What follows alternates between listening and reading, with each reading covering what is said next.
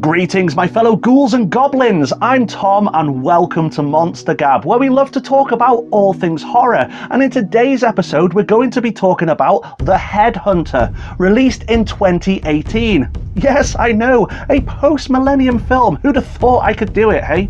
This movie is a medieval fantasy horror film and it stars the likes of Christopher Rye.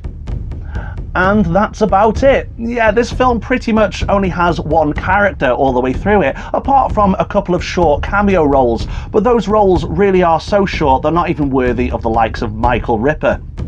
Who's Michael Ripper, you ask? Well, I made a video about him, go check it out. The film itself is a low-budget horror film and it was directed by Jordan Downey, and it is indeed based in a medieval fantasy world of myth and legend, with creatures such as beasts and orcs and imps and goblins and monsters. Any other creatures you can think of? The Headhunter has received mixed reviews. Critics have actually praised it quite highly, but audiences not so much. Well, let's check it out.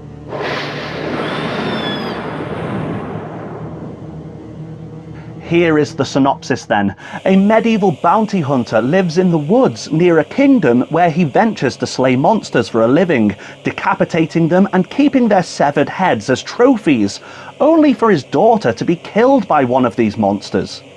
After laying his daughter to rest, the hunter now seeks vengeance, awaiting the opportunity to slay the creature that killed his one and only daughter. And yeah, that's pretty much it. Not much of a story, but is it still worth watching? Let's talk about this movie then, and it could almost be considered a Game of Thrones meets horror, or even perhaps Lord of the Rings meets horror.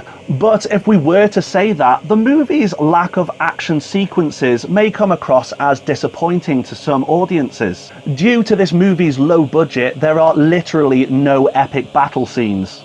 But it's important to remember that this is not an action-adventure movie. It is a horror film that just happens to be based in a fantasy world. Our main character, who actually doesn't have a name in this film, in the credits I think he's listed as the father. Anyway. Our main character, who slays monsters for a living, as I mentioned in the synopsis, just leaves to do battle whenever he's called upon, and then we see him return victorious, clutching a prized severed head in his hands. Due to this movie's lack of fight scenes, rather than seeing the fury and the adrenaline of the fight itself, what we do see is the result of it. The cuts, the wounds, the scars, the real horror. The fight itself may be left to the audience's imagination, but believe me, you will use that imagination when you see how maimed and lacerated our character is every time he returns from his battles. Genuinely horrific looking gouges on his arms and on his face. Even without those battle sequences, this movie still manages to be quite violent and graphic.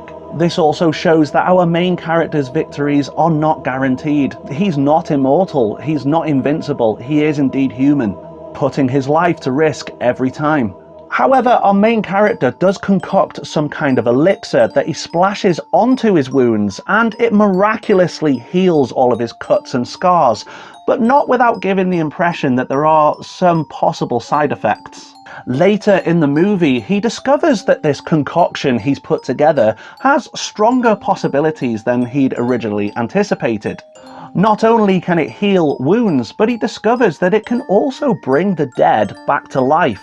This is perhaps the most important moment of this movie because it makes our character, and the audience too, wonder whether he could use this concoction on his deceased daughter. And more importantly, should he? And what would the effects actually be? I'm obviously not going to give away any spoilers, but let's just say that it is heavily considered, and something of a nature does happen that involves his daughter, which obviously has an emotional effect to our main character.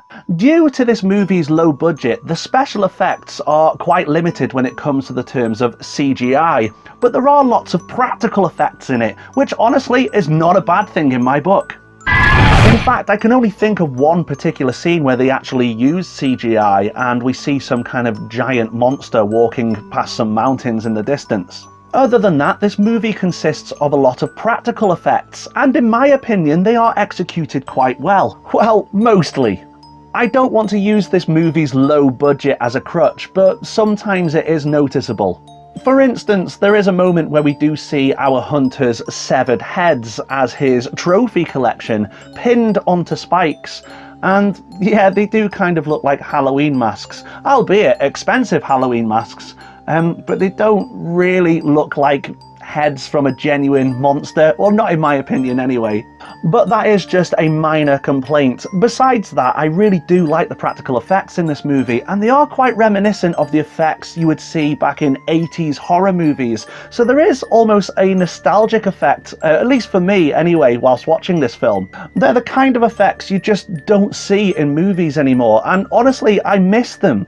Okay, they may not be to the standards of, say, Rick Baker or Rob Bottin, but they are done pretty well, and like I said, I really do approve of them. And honestly, I believe it's due to the movie's low budget that they went in this direction, but I would like to see more of this kind of stuff in modern movies, I really would. Nothing against CGI, I believe that when it's done right, it looks great, but in my opinion, it's overused in movies these days, and, you know, there's just something about the art of practical effects that I just think looks really, really good. Again, I highly approve of them in this film. The music, or the score running through this film, was composed by Nick Sewell, and he said that he attempted to create music that felt otherworldly and unsettling. I believe he achieves this. He does a great job. The music in this film is very dark, it's moody, and quite disturbing too.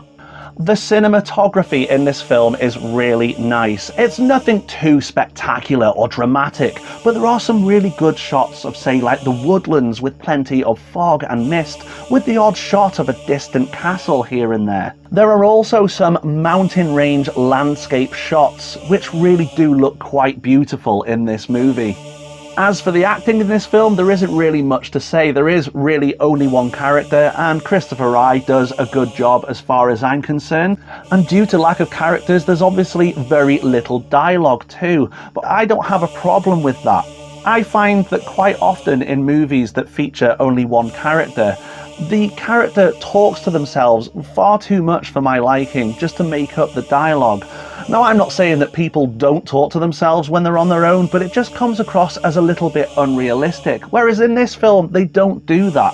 The only time our character really talks in this movie is when he's talking to his deceased daughter when he stood at her grave, and I think there's a moment where he's talking to the corpse of some kind of goblin, I can't remember, some creature anyway, and again, a bit of an excuse to add some dialogue perhaps, but it's nothing too unrealistic, at least not for me anyway. Let's talk about the pros and the cons of this movie then. And the pros for me, well, first of all, are the atmosphere. Now, this film is a slow burner, and I know some people don't like slow burner movies. They do find them boring.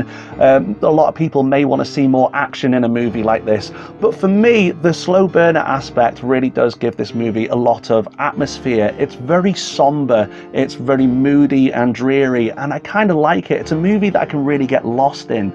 There are some moments of suspense, and especially towards the end, it gets quite claustrophobic because there is a final sequence that takes part in a very tight-looking cave. Again, all of this is part of the movie's atmosphere, and I really do appreciate it. Another pro for me are, of course, the practical effects. I don't need to mention them again, but yeah, great job on that, guys. I really do like them. Another pro for me is the fact that this movie doesn't try to exceed any expectations. Again, this is a low-budget movie, and I believe the makers of this film did well with the budget that they had. They didn't try to make anything too big. They knew their limits, and they stuck to them.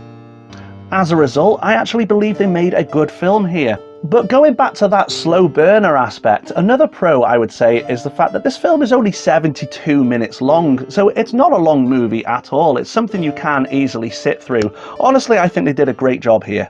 The cons for me in this movie are the severed heads, which do just look like Halloween masks. Like I said, they look like very good, expensive quality Halloween masks, but Halloween masks nonetheless. Or maybe that's just me, you let me know in the comments. Another con for me is the ending of this movie. Now, I'm not going to give away any spoilers and tell you what happens, but it's a typical ending. Granted, I don't know how else they could have ended this movie, to be honest with you, but when you watch it, I'm sure you will agree that it's just kind of typical, and you'll just go, yeah. The other con for me is the fact that because this film is based in a fantasy world, I think it just kind of dilutes the horror a little bit. I can see hardcore horror fans perhaps not liking this film. There's not, say, a lot of blood and gore for those who love those kind of movies. There's not many jump scares, if any, so it doesn't truly feel like a horror film at times. On the flip side of that, people who love medieval fantasy films may not enjoy this film too, due to the fact that it doesn't have any epic fight scenes or battles. So it's only really going to appeal to a select audience. But I am one of them. I actually did enjoy this film. So rating this film out of 10 is not going to be easy really, because as I mentioned, I enjoyed the film, and watching it a second time I enjoyed it even more so. But I believe that only a select audience is going to feel the same. Again, I don't want to use that low budget as a crutch. I do believe that they did a great job with whatever budget they had, but it still does come across as a low budget movie. So I'm going to rate this film a 6.7 out of 10. But guys, I do recommend that you at least watch this film once and make up your own minds really, and you decide whether you enjoy this film or not. With that in mind, that's pretty much how you should approach every film really. What's the point in me doing these reviews? I do recommend it, but it's only going to be to, say, a very limited audience. Let's just say that horror is a giant umbrella, and underneath it, it is filled with plenty of subgenres, and medieval fantasy horror is just one of those subgenres. I enjoyed the film. I can't say any more than that. So guys, have you seen this film? And if you did, what did you make of it? Did you enjoy it, or did you think it was just a bit meh? Let me know in the comment section down there. And if you haven't seen this film, are you willing to watch it now that you've seen this review? Please at least watch it once. I do just implore you, check it out at least once. And are there any other films of this ilk that you recommend? Again, let me know in the comment section down there. Well guys, that is all we've got time for in this episode, and until next time, I don't know who they are, but if you don't subscribe, they will get you. So make sure you are indeed subscribed. Click that notification bell so you don't miss out on any new video here on Monster Gab. Like the video if you did indeed like it, and share this with your friends. Leave that comment down there, and thank you so much for stopping by. Take care. See you soon. Bye bye.